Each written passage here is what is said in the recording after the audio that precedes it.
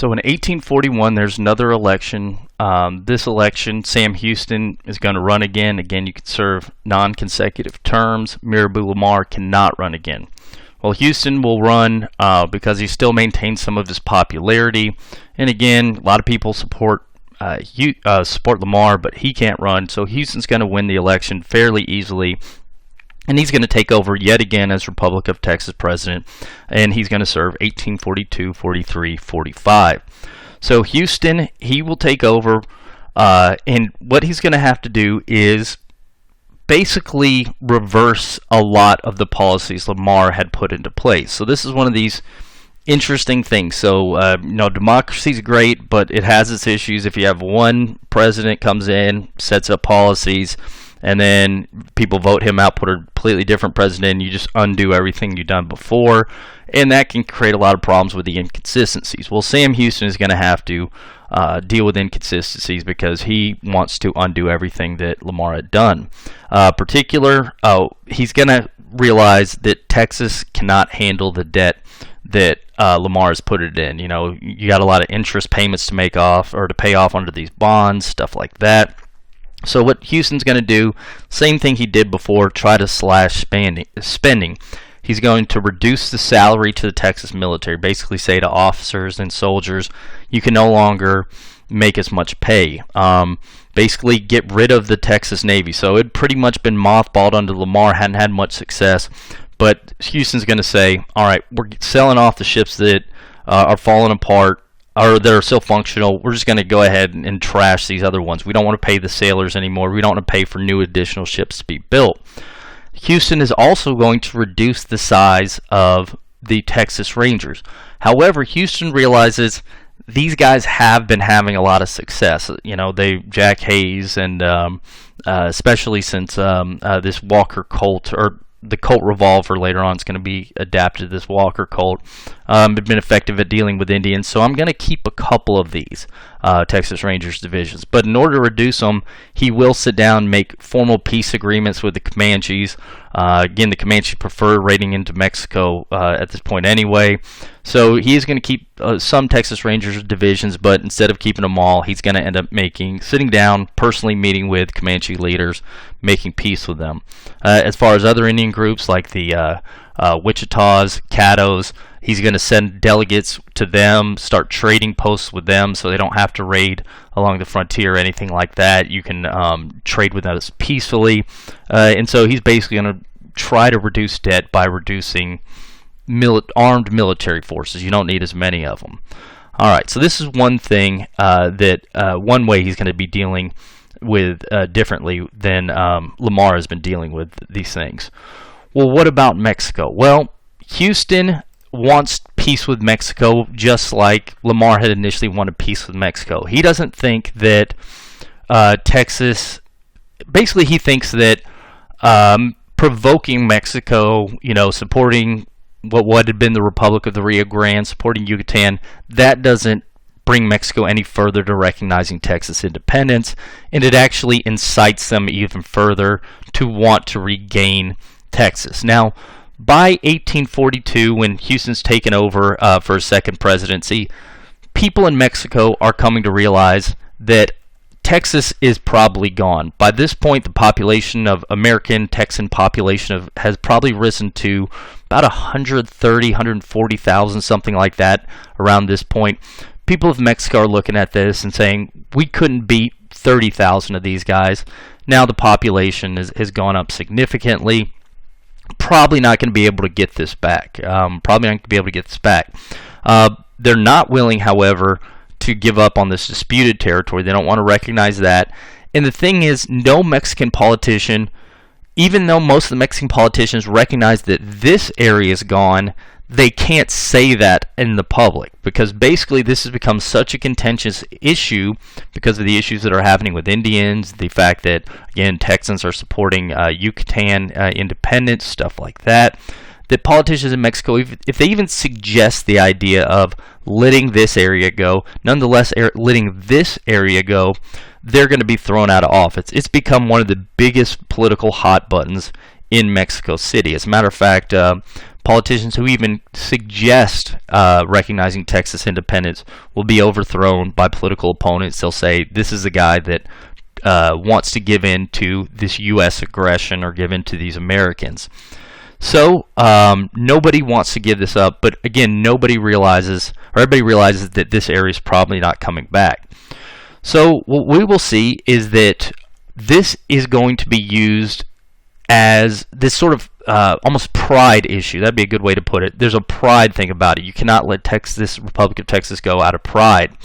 So this is actually going to be used by Santa Anna to regain power once again. He's going to return to power in 1841, and one of the things he's going to get to power on is saying, I know I screwed up the first time, but I can get Texas back. I'm not going to let those rapscallions have Texas. I'm certainly not going to let them have this disputed territory going to the Rio Grande. So what Santa Anna will do is he's going to end up taking over the presidency. He takes it over under these promises he'll get it back, but he again knows that he probably can't get this back. Again, the Texas or the Mexican army, you can't send them out just because you can't put the entire army to get in Texas, and even if you could, you still wouldn't be enough to probably still wouldn't be enough to get the populated area back. So what Santa Anna will do in 1842, and actually March 1842, is he's going to put together about an army of about 700 Mexican soldiers. So not a huge Mexican army, but he's going to put together this army not with the intention of actually getting the Republic of Texas back, but making it look to the Mexican people like he's doing something about it. Because again, if he doesn't, his political opponents could accuse him of not doing enough. So in March 1842, 700 Mexican soldiers will cross into Texas in this first invasion of 1842. They're going to march into Goliad. Goliad is formerly La Bahia. It's this area, heavy Tejano population. They're going to actually capture a couple of people from this region. Then they're going to move into San Antonio. It's kind of interesting because, again, the Tejano people of San Antonio have lived through a lot. They sort of keep their head down. They're not going to fight the Mexican army when they come in. Again, a lot of them, the Tejanos, some by this point, as we're going to see, some still support the Republic of Texas, but most at this point, disinterested, or maybe we don't like these guys. As a matter of fact, we'll talk about one former supporter of the Republic of Texas that by this point is Mexican army isn't that bad. It might, I might rather be part of Mexico again than have to deal with these new Americans. So they're going to march into San Antonio. They're going to take a couple of people captive. Some people may even voluntarily join the Mexican army. And then the Mexican army is going to move out here onto the plains. Part of the reason for this invasion is, this is something historians haven't looked up, but I'm pretty darn sure it's true. This is something somebody needs to look further into. Is part of the invasion is, hey, we need to attack these Plains Indians, so get them at their homes to deter them from attacking south into Mexico. So they're going to then march onto the plains, attack a group of Lipan Apaches, and then return to Mexico. So it's only in Texas for a short period of time. It's a brief invasion. They take over Goliad, take over San Antonio for 2 days, and then they return back to Mexico. Well, this causes a huge panic. All right, so a lot of people are saying, does this mean that we're about to get invaded full on? You'll see actually a lot of Texans who had started moving into this area here will start leaving. And if you compare, look at the tax records, you'll see first of all, census records or tax records will show that people leave, especially wealthy people with a lot of slaves. They just leave because they don't want the Mexican army to encourage their slaves to run away. And so they'll just start heading back east because they don't want to lose their property. So Sam Houston is going to be pressured to do something. The Congress will say, what are you going to do about this, Sam? They start to ask him to sell off land to pay for an army. But basically, Sam Houston's going to argue this was a one-time thing, and we can't afford an army. We're so much in debt that we don't need to sell the land for an army. We need to sell the land for debt. And so he basically vetoes the bill to create this army. Well, a few months later, September 1842, there's going to be a second invasion of Texas, and this one's going to be led by this Mexican general named Adrian Wall. He will march out of Mexico, march into San Antonio, yet again, take this over very briefly. Now, this Mexican army will be defeated in battle by Jack Hayes. Jack Hayes and his Rangers are going to show up here on the Republic of Texas Army will show up and join them, and they're going to turn back the invasion, but for a brief time, Mexico invades a second time. Well, again, this is going to have the same effect. People that were moving in thinking, hey, it's been a long time since the revolution, this land, a lot of people are nervous about moving on to it, not because partly because it's not the best land, but also partly because afraid of an invasion from Mexico. A lot of these guys are going to abandon their land, and then the Republic of Texas government wanted to sell a lot of this land, is not going to be able to sell it because people don't want to move there. A lot of people from the United States that were thinking about moving to Texas. Let's hold off on that for a little bit. This is going to further the American distrust of Tejanos. Again, a lot of Tejanos had not resisted this invasion.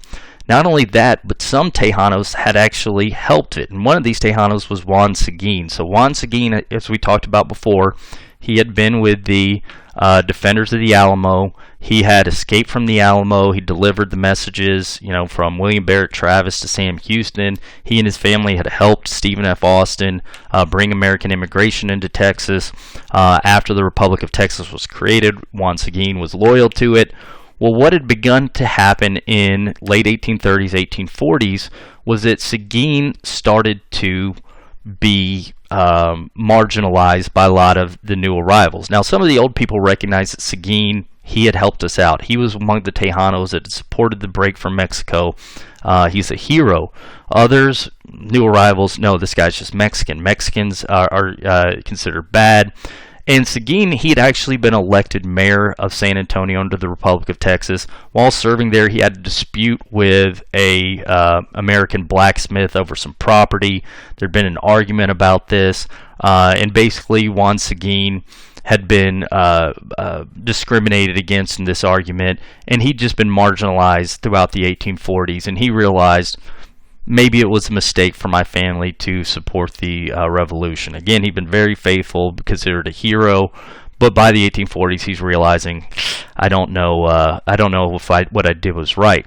And actually, the first invasion of Mexico, Seguin is going to claim that he's kidnapped by the initial Mexican army. What we think is that he basically said, no, I made a mistake. I'm joining the Mexican army. And in the second invasion, he accompanies them. Again, later on, he's going to claim that he only did so as a captive, not as an actual volunteer. But we think he did it because he realized what he did was a mistake, which, again, under the circumstances he faced, would be a reasonable thing to do. He's actually going to go on to fight with Mexico in this U.S.-Mexico war we're about to talk about. So this is going to further this distrust of Mexicans and these American Texans. Another thing that's going to come from this is that when the Mexican army invaded, they got pretty darn close to Austin. Well, Houston, after taking over as president, he didn't like the fact that Austin had been made the capital. He wanted to return it to Houston, so he's going to use the invasions as a pretext to put the capital back to his namesake city. So December 1842, Houston's going to get some men, send them to Austin with some horses and carts and buggies, things like that, to get the archives of the government, bring them back to Houston, so the next time the legislature meets, they will meet in Houston, his namesake city. Kind of interesting, when these guys show up, the people of Austin realize that their city is going to go away. Like, the only reason it's around is because the government's there. Without the government, it'd just go away. Well, on the morning the guys show up, they start loading the archives up to travel at night. Well, a woman named Angela Eberly, who owns a local boarding house, she sees what the men are doing, realizes what's going to happen to Austin if these guys leave with it. She's going to grab a cannon, and she's basically going to load it with grape shot, fired in the direction of the men. Didn't hit anyone, but those guys are going to get scared, run away, leaving the archives behind, leaving the government in Austin. So the Texas government will remain in Austin over Houston's objections that it's too close to Mexico and it's too easy to take. Doesn't matter. It stays in Austin. So a lot of people in Austin appreciate Angela Eberly for basically keeping Austin alive. So that's another thing that comes of these 1842 expeditions. Final thing that's going to come against these expeditions is that people say to Houston, forget about this peace policy. We've got to do something. You sort of wrote off the first invasion, said it wasn't going to happen again. Well, it did. Well, we need to do something because it happened a second time.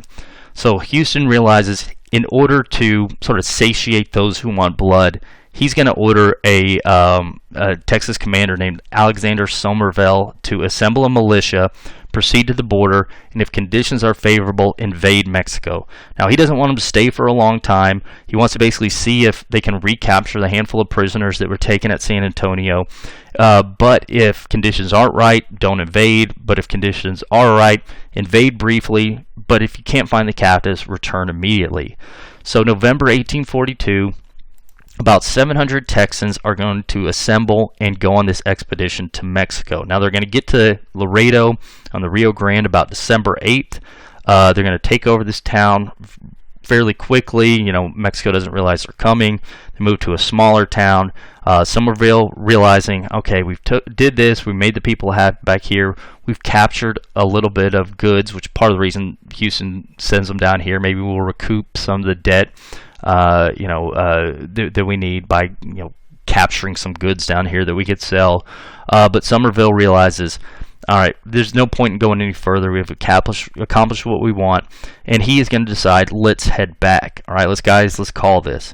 Well, some people look and say, hey, this is easy to catch. Let's continue on. And about 300 men are going to go against Somerville and continue on trying to raid further into Mexico, looking for stuff. Well, about 300 of these men head to this place, Mier. So they're going to get down to Mier. When they arrive, by this point, Mexico has realized what's going on. They've assembled an army of 900 soldiers, and on December 26th, they're going to surround the 300 Texans at Mier.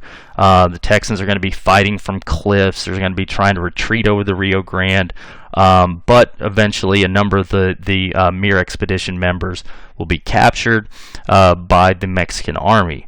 There's about 176 will end up surviving the battle and to be captured by Mexico. A couple people had managed to escape back to Texas. Well, Mexican commanders are going to be asking Santa Anna, what do we do about these 167 or 176 survivors? What Santa Anna will say is kill them all.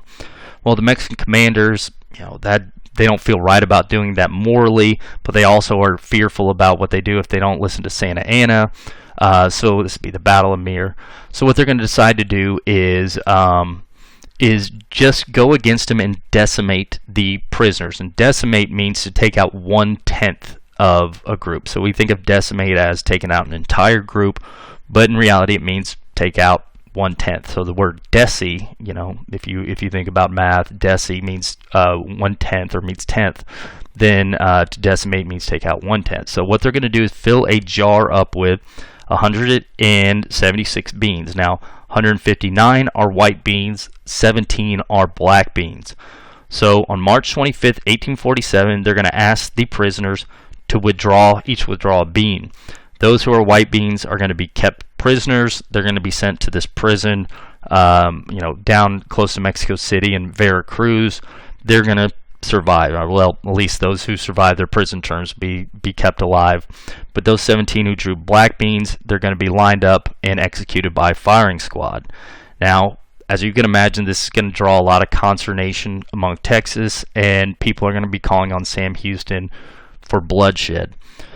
So Houston's in a weird place. Now we have 2 invasions from Mexico. Now we have this failed invasion, sort of invasion, this Mier expedition. You have recognition from France, Britain, United States, which are the important things, but you got this huge debt. You got some Indian issues still. Mexico still not recognize your independence. What are you going to do about this, Sam? Well, Sam will make the decision, and this is something he'd been wanting to do the whole time, but he's going to say, I've got to get Texas annexed to the United States. We can't deal with these problems ourselves. We need the protection of the United States. And so in 1843, Sam Houston is going to push his efforts to getting Texas into the